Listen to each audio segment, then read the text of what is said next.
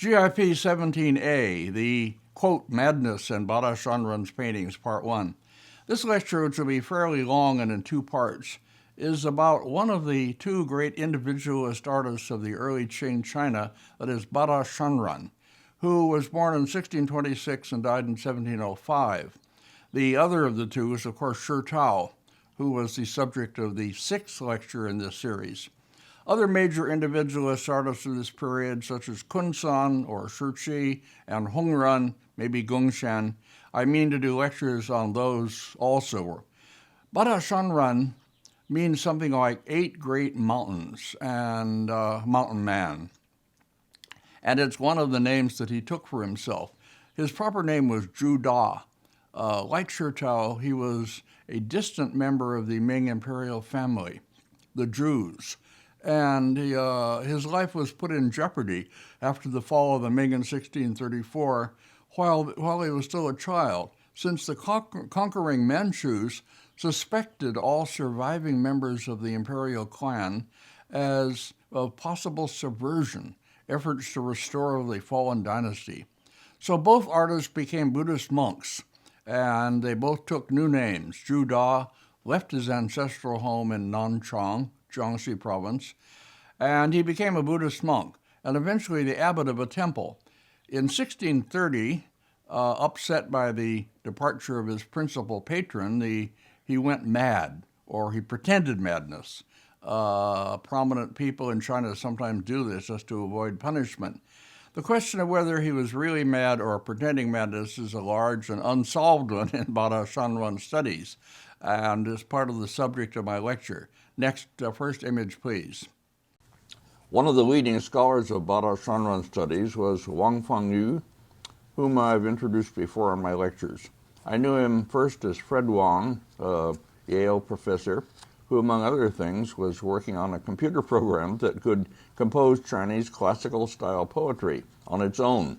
Good meter and rhyme, that is, even if very short on good sense.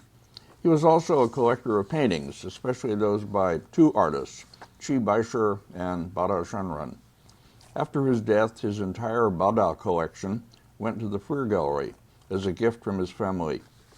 But his Bada studies culminated in 1989 with an exhibition that he organized with Dick Barnhart, seen with him here, and a catalog in which Wang Fengyu wrote a very valuable biographical essay on the artist, while Dick contributed one about his paintings as the art historian of the pair. The exhibition, shown first at Yale University, was also shown in San Francisco at the Asian Art Museum, and I conducted a graduate seminar in which, among other things, I tried to collect all the available reproductions of his works and catalog them into more or less datable order, and studied them in this way with my students. But this was after the great International Bada Shanran Symposium that took place in Nanchang, presumably Bada's birthplace, in October 1986. Next. Wang Fengyu is seen here again with myself and others in a different symposium that happened later. I can't unfortunately show you any photos of the 1986 Bada Shanran Symposium and its participants because I didn't make any. I made hundreds of slides of the great exhibition of his paintings held at the Qingyunpu, a Taoist temple outside the city that was believed to have been where he lived. But that turned out to be based on a perhaps mistaken identification of him with a certain Zhu Daolong, who had been a monk at that temple. I'm not going to try to relate the arguments about Bada's association with that temple and with Nanchang. They are too complex, and you can read them elsewhere. We were taken to see a local opera based on Bada's life, much fictionalized. We were taken also to a recreation of his supposed home at the Qingyunpu, where one could look through a window to see his study. The Chinese are fond of such recreations, just as the Japanese insist on preserving the originals of historic places and objects. A statue of Bada, based on a portrait that I'll show later, stands nearby. Next. One famous and fascinating scholar who came to the symposium was Rao Zhengyi, whom I had come to know from previous symposia and meetings, and who always had original and important contributions to make. It was he who, after we had been taken on a tour of the city, made an academic joke that broke everybody up.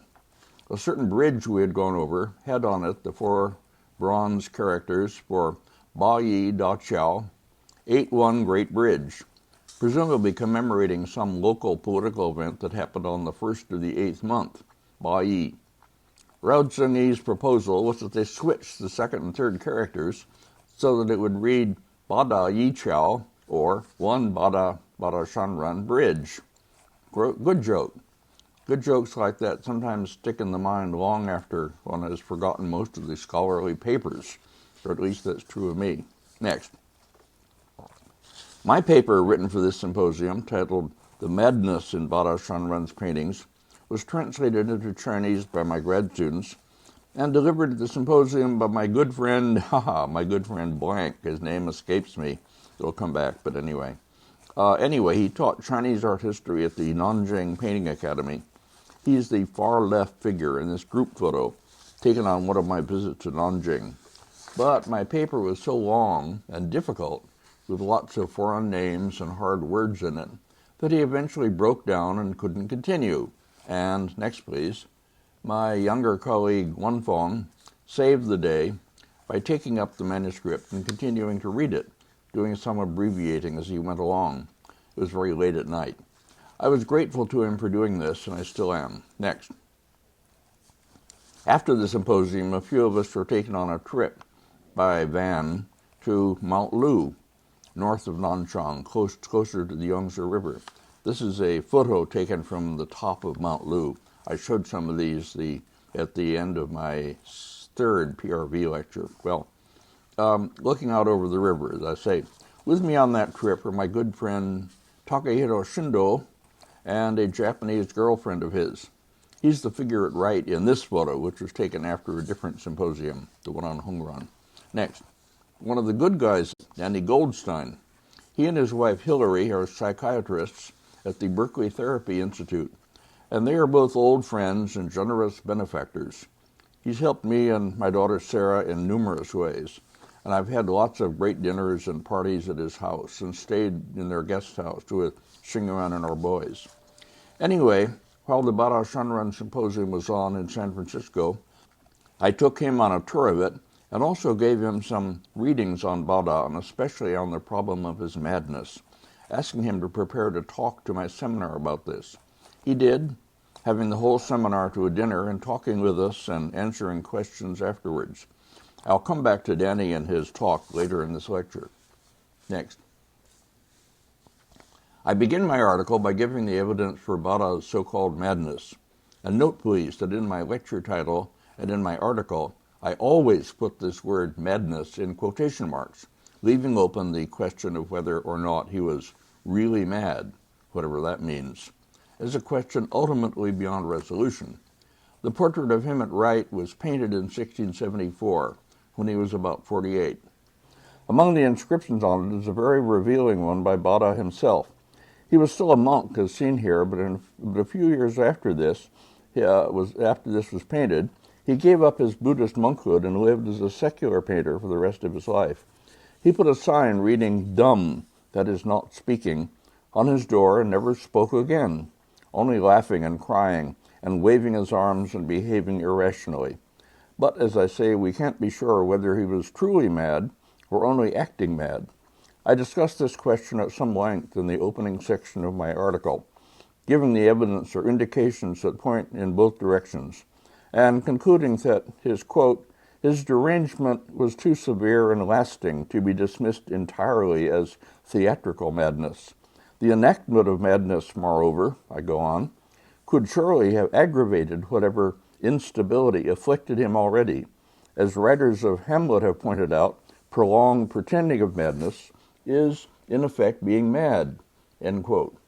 I wrote that at a time when we had living in our basement apartment a grad student in English Lit, a friend of Sarah's, who was writing about the madness in Hamlet and other Shakespearean characters, while teetering dangerously on the edge of madness himself, aggravated by drug use. Next.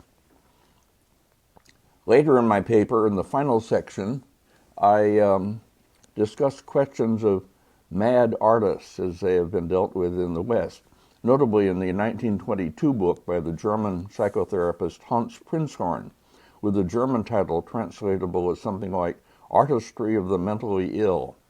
I also cite a book by Karl Jaspers, also published in 1922, titled Strindberg and Van Gogh, however you pronounce it, in which he describes two kinds of relationships between madness and artistic production. The type represented by the playwright Strindberg, in which his, quote, productivity of literary works is wanting during the acute period of his mental illness, while almost all of his impressive works were written after that during the final phase, end quote, and the type represented by Van Gogh, in which the works, quote, grow during a stormy mental agitation with a marked tendency to a certain culmination. From that moment on, the process of disintegration gains strength. During the final phase, the creative ability ceases to function. And I point out that, quote, everything we know about the chronology of Bada Shunrun's life and his paintings indicates that in his case, the relationship was of the former type, with the period of greatest productivity following on the period of most severe mental disorder. The qualities of his paintings that we have tried to define as constituting the madness in them mostly appear only long after his period of serious derangement, and they develop together with, in fact are inseparable from, the qualities that made him a great painter. And the conclusion strongly suggested by all this is that Bada, in his best and strongest works, is not merely reflecting whatever disorder still afflicted him, but is drawing on remembered states of mental aberration to create the aberrant forms and structures of his paintings. One might adapt Wordsworth's famous formulation for poetry to speak of this as madness recollected in semi-sanity. We should not read the paintings, then, as symptoms of a mind incapable of tighter control, but as creations of a mind deliberately opened to unfamiliar areas of human experience and able to impress something of the character of that experience on other minds through the power of artistic images, end quote. Wow, that's pretty impressive, if I do say so myself. Has it been accepted by others in Bada's studies or argued against? Answer, neither. It's been ignored, like so much of my other writings. A woman student of Dick Barnhart's published an article citing mine as wrong-headed, but misquoting it, leaving out the quotation marks around madness in my title and sentences, and generally missing the point. I had to write a response to be published in the next issue of Archives, edited by Dick Barnhart, gently setting her right. She now teaches Chinese art history in one of our great universities. Next, please. I have a long paragraph on types of madness in artists from the late 15th century, when artists like Wu Wei, Wu Xiaoxian, quote, adopted stances of professional madness that gave them a privileged position in the society, exempting them from certain normal requirements of conformity and allowing them to project attractive bohemian personae. Painters of this group behaved strangely and took names for themselves that featured such words as Kwang or crazy, Dian or insane, and Chur or idiot. And I give examples, beginning with Wu Wei, a section of whose Fisherman Hen Scroll, a painting that I once owned myself, is now on the screen. Next, please. By the late 16th century, I continue, the time of Xu Wei, 1525 to 96, a truly psychotic artist who mutilated himself, killed his wife, and failed tragically to accommodate to even minimal social requirements, spending much of his later life in states of inebriation and derangement, it was difficult to find new terms or new expressive forms for madness so as to extricate oneself from the conventions. Xu Wei, in fact, for all his brilliant originality, conforms in some respects to the patterns set by his professionally mad predecessors. The subject he paints and the ways in which he portrays them are not in themselves especially strange. It is only in the vehemence and the unrestraint of his brushwork that we can sense some formal counterpart to his recorded madness. I'm showing first a section of a scroll of landscape with figures, and then one section of his great hand scroll of fruits and flowers in the Nanjing Museum. We'll have a separate lecture on Xu Wei. Next. In Bada Shanran's works, by contrast, I continue, the oddness of the brushwork affects us less in the end than the unsettling oddness of his imagery. He has found, that is, a way around the conventions. We will consider these two aspects of Bada's paintings in succession. In this lecture, I'll be showing more works by Bada than I could in the published paper, and abbreviating the text of the paper, so those of you who are seriously interested in the subject can still read the paper.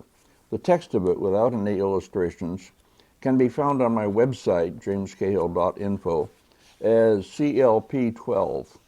Here is one of Bada's odd album leaves, in which he puts together imagery that is ordinarily kept separate in Chinese painting. A quail, which also stands on one leg as if off balance and looks upward, as creatures in Bada's paintings commonly do, and is accompanied by two small fish. The Yale student who misquoted my paper in trying to criticize it was herself making an argument for interpreting one of Bada's paintings of this kind in the light of an early text by a Zhou period philosopher, as I recall, that similarly juxtaposed odd creatures. I wrote in my response that for every viewer who recognized this esoteric allusion, there must have been 10 or so who simply gazed at the odd picture as, quote, another work by that crazy artist Bada Shanran, or something like that. And I still believe that. Next. Bada's earliest works, the 1660 album in the National Palace Museum, Taipei, and a few others with the same signature, are relatively ordinary in their subjects. Their oddness is chiefly in their composition, and especially in the device of pushing the object portrayed to the edge or even beyond the frame, so that only part of it is seen. It's as though someone had made a photograph while aiming the camera in slightly the wrong direction. Another oddity is Bada's use of rectilinear stalks and branches to divide the composition geometrically into interesting shapes. These compositional devices are rarely seen in earlier painting, but are common in Bada's. Next. Brushwork in Bada's middle period paintings continues to be relatively controlled and static, and is characterized by flat, square-ended strokes. Even when this gives way to the more impassioned and idiosyncratic brush manner of his later years, control is not really relaxed, and the effect is never the explosive unrestraint of some of Xu Wei's paintings, where Xu Wei engages in forceful gestures so that his brush configurations seem to expand their energy outward into the surrounding space. Bada compresses the energies of his brushwork within more cohesive and self-contained forms. I'm showing here a great painting of Lotus in the Boston Museum of Fine Arts, which Bada inscribes as after Xu Wei. I'll bring it back later with lots of details. Next. In the later works, these tend to be more rounded forms, and in the landscapes, such as this one in the Stockholm Museum, they are often bulbous, as though distended by pressure from within. I'll show a few more landscapes and details from landscapes by Bada to illustrate this point later. The tension between activated, uncouth brushstrokes, which in extreme cases attain the quality that one writer has called brush delirium, and the contours or edges that enclose them and prevent the release of the forces they generate, is a significant source of the power of some of Bada's best works. And it's an effect that we inevitably associate with what we read about his repressed psychological state, his inability or unwillingness to express his thoughts and emotions in speech, the sense of pent-up passions felt by those who met him. This is in contrast to Xu Wei's unrestrained outbursts of violent and destructive actions, and the fervent, more accessible expressiveness of Xu's writings. The contrast is between two very different personalities, and it appears to be reflected in their paintings. For Xu Wei is typically a sense of exuberance and release that we feel. For Bada, a powerful urge to expression working against equally powerful constraints.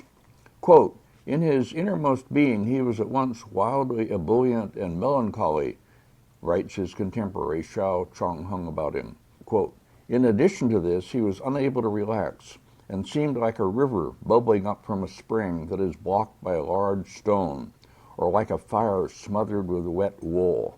Thus deprived of an outlet, he would start raving at one moment and fall silent the next, end quote. Next. Continuing with Bada's compositional oddities, he constructs compositions in which solids cannot easily be distinguished from spheroids. Spatial relationships are unclear, and the function of contour lines ambiguous. He will distort the scale so that a huge lotus is made to tower like a tree over a dwarfed water bird. Next. He will shift suddenly the relationship of viewer to subject, so that after observing two birds and a bare tree close up in the first half of a hand scroll, we find ourselves abruptly looking at a landscape from a distance in the second half, with no softening transition between. Next. Creatures in Bada's paintings often look upward, as if apprehensively, fearful of some danger from above, like Chicken Little in our fairy tale, afraid that the sky is falling down. Next. Birds and fish make up the most common subjects in Bada's paintings, apart from his landscapes. And if we ask what these have in common as motifs in art, the answer is that both represent the concept of freedom. Neither birds nor fish are restricted by gravity to lateral movement on the Earth's surface, as are animals and humans. Both fish and birds move fluidly in three-dimensional worlds, darting up and down or sideward at will, in a state of perfect union with their unbounded environments. The dream of escaping the confines of earthbound existence by becoming a bird or a fish is a constant among human fantasies, and traditional pictures of these subjects played on that universal dream. Bada Shanran, whose personal situation made the wish for escape especially poignant, evokes the ideal in many of his pictures only to undermine it. For his creatures, as for himself, there is no congenial environment and no way out. Next.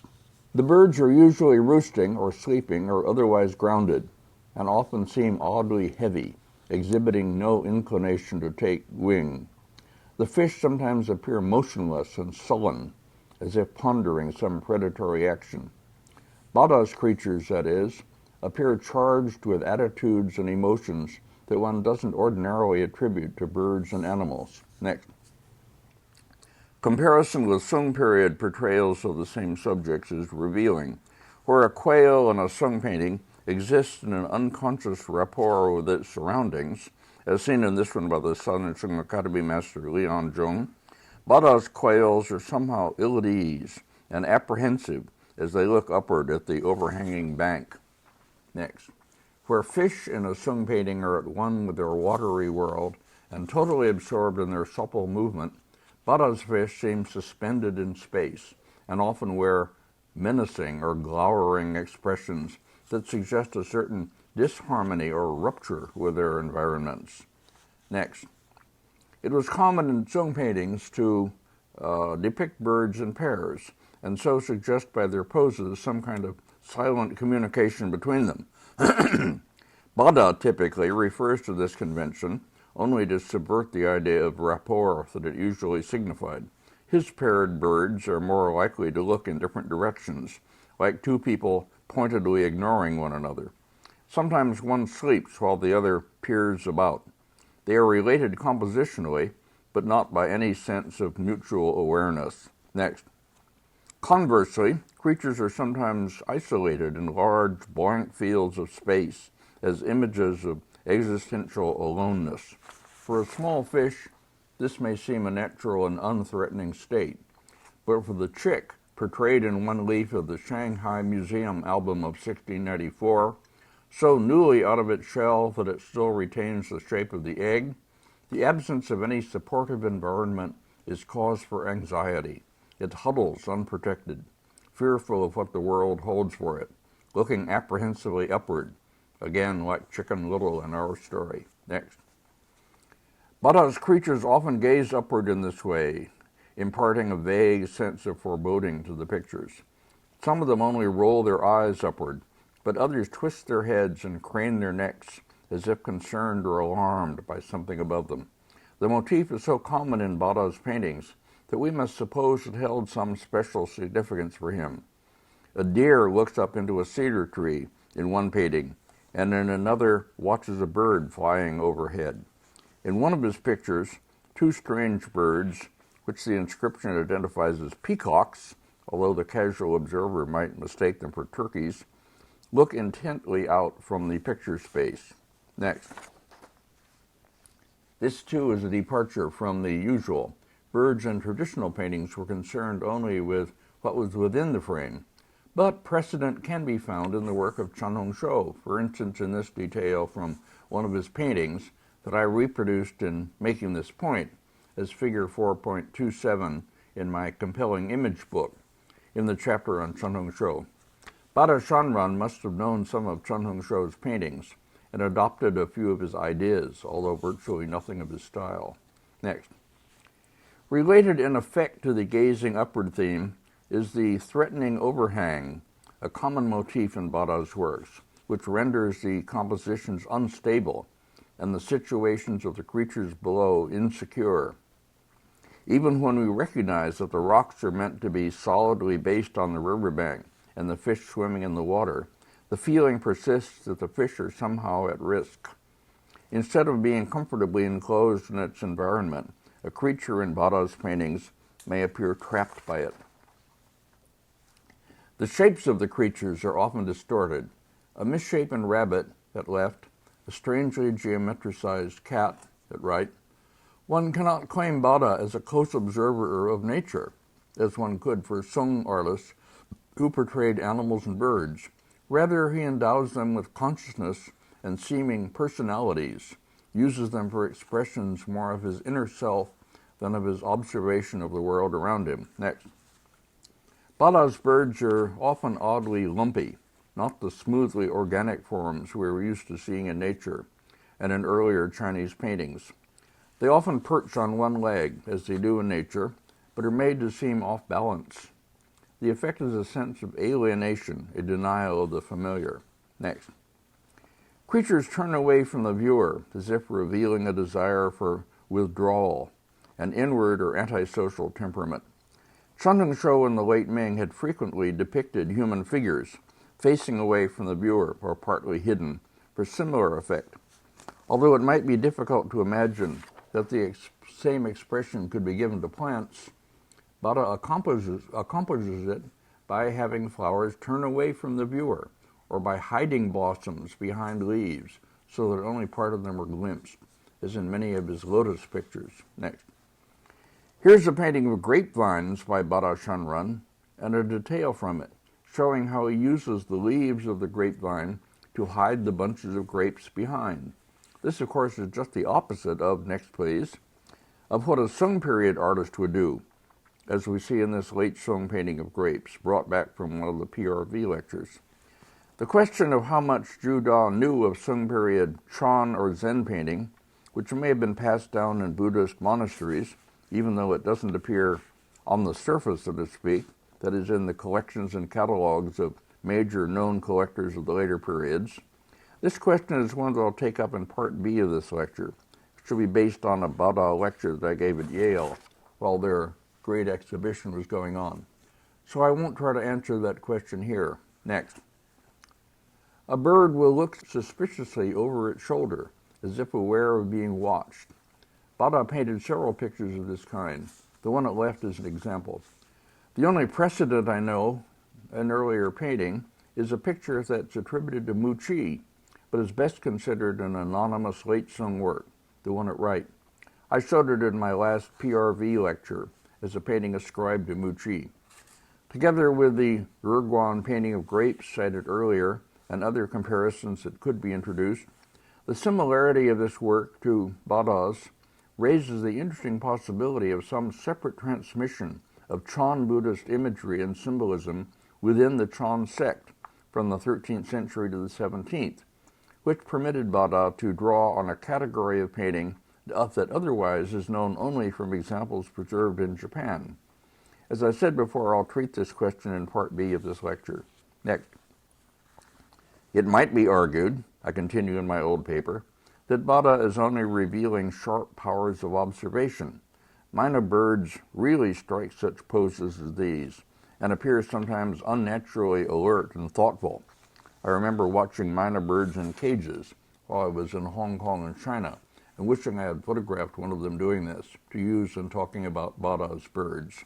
But the issue of being observed, my paper continues, had special significance for Bada.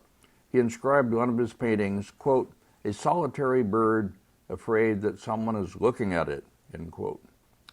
Birds in Chinese painting were ordinarily portrayed as unaware of being watched. They are absorbed in their own affairs, communing silently with each other, not with any observer. Next. It was common in Sung painting to depict birds in pairs, as I showed at length in Lecture 10b, the second bird and flower lecture in our old series, and to suggest by their poses some kind of silent communication between them. Bada typically refers to this convention only to subvert the idea of rapport that it usually signified. His paired birds are more likely to look in different directions, like two people pointedly ignoring one another. Sometimes one sleeps while the other peers about, as in this leaf from the Shanghai 1694 album.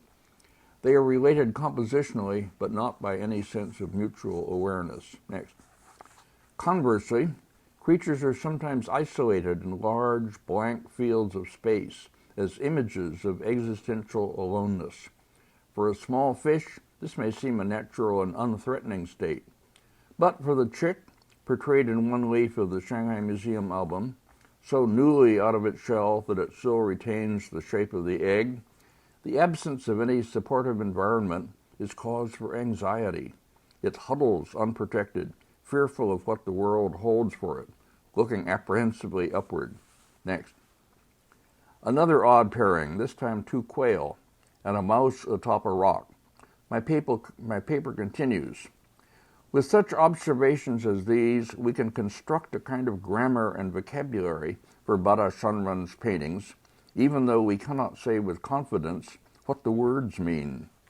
And we can identify tentatively the issues that his paintings raise: freedom versus constraints, alienation versus adjustment, inwardness versus sociability, a relationship of harmony or disharmony with the surrounding world, the oppressiveness of consciousness, the possibility of communication and obstacles to it. All these seem congruent with Bada's own predicament. So, to return to our original question, what is there of madness in all this? Isn't it instead just a matter of a highly original mode of expression, conveying deeply felt emotions? Before attempting an answer to that question, let us consider one last aspect of Bada's paintings: their unorthodox compounding of subjects. Chinese artists and their audiences had reached general agreement over the centuries, not only about what subjects were suitable for painting, but also about how these were to be combined: cranes with pine trees, quail with grain, and so forth. But in this again, Bada refuses to abide by the rules and invents odd juxtapositions of images. Next. Quail can be combined with fish, as we saw before. An eagle, which had often been portrayed about to strike a smaller bird or a rabbit, appears in Bada's painting looking down at a crab.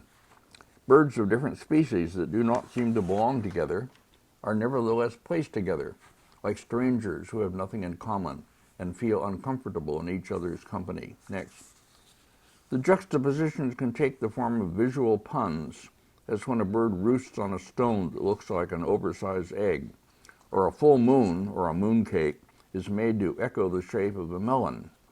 But these are exceptions. Bada's purposes are not usually so penetrable or so innocuous. Next. When the individual motifs have well-established meanings, as in a picture of hibiscus, lotus, and chrysanthemums, the knowledgeable viewer attempts to interrelate them and make sense of the combination. And when this proves impossible, the effect is subtly unsettling. Bada is constantly drawing on the long-established expectations of Chinese painting viewers and then working against them. Historians of Western art can think of parallels in European painting of the later period, or by aberrant artists such as Goya or Van Gogh. Next. Bada's hand-scroll compositions in particular present as they unroll strange surprises, aberrations of pictorial syntax, one that begins with swimming fish, ends with sleeping ducks. A painting of lotus and other flowers unexpectedly introduces a cat sleeping on a rock. One that features lotus and small birds in the first half presents a duck and a banana palm in the second. Examples could be multiplied. One is reminded of Bada's poems, which similarly force inexplicable leaps upon the viewer, or on the reader, I mean, one line failing to lead to another in any normal discursive way. Next. I go on to note that an argument can be made for similar qualities of spatial incoherence, unbalance, and mismatching of elements in Bada's landscape paintings. And I note that when Bada's paintings are accompanied by poetic inscriptions, quote, the viewer is usually confronted by similar disjunctions between the picture and the inscriptions. One expects the text to explicate somehow the images, and instead it only compounds the puzzle. A consistent kind of calculated incoherence, in fact, characterizes all the relationships in his works, between images within the paintings, between paintings and poems, and between images or allusions within the poems. It is not that any of these, poems or paintings, seem merely to ramble aimlessly. The juxtapositions, like the images themselves, appear loaded with significance, so that one is led to search for intelligible meaning and fails to find it. We are not permitted even to know whether it is some hidden purpose or an incoherence of mind that underlies the discontinuities. We are unsure whether to read the paintings as deliberately cryptic expressions or as the products of a mind incapable of sustained rational functioning. But the paintings with their inscriptions open the latter possibility forcefully enough to allow us to speak of an effective madness in Bada Shanran's works. End quote. So ends the main body of my paper. The conclusion that follows makes the arguments about types of madness and how they may be reflected in art. But I've already summarized that, however briefly, and I don't mean to spell out my arguments more fully in this video lecture. I would rather urge those of you who are really interested to read the whole text of my article. You can find it unillustrated as CLP12 on my website, jamescahill.info, or you can look up the original publication of it, which was in the journal Asian Cultural Studies, published by Tokyo International University as Tokyo Kokusai Daigaku, issue number 17 for March 1989, pages 119 to 43. Next. Here again is the photo of Danny Goldstein, the therapist and all-around good guy who spent time looking into the problem of Bada's madness, then had my seminar and myself to dinner and gave us a valuable talk after dinner. He began by saying that he had shared all the information with another therapist, a woman named Margaret Blank, the name escapes me, maybe I'll think of it later, whom he considers to be the best diagnostician in the business. And they both had come to the tentative conclusion that what we know about Bada Shanran seems to them to indicate that he probably suffered from what's known as bipolar disorder, the disorder that once was called manic depressive, one of the two main types of mental disorders that therapists recognize, the other being schizophrenia. I won't elaborate on that statement, but I'd be willing to share my notes on Danny's talk with anyone who wants to follow up this observation.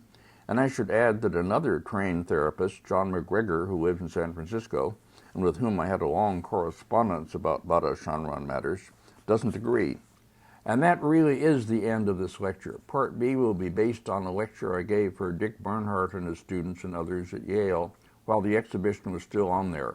And it treats, among other things, how Bada's paintings of different periods fit into his biography, how some of his paintings seem to continue a Chan or Zen painting tradition, and what is the significance of that, and other big Bada topics.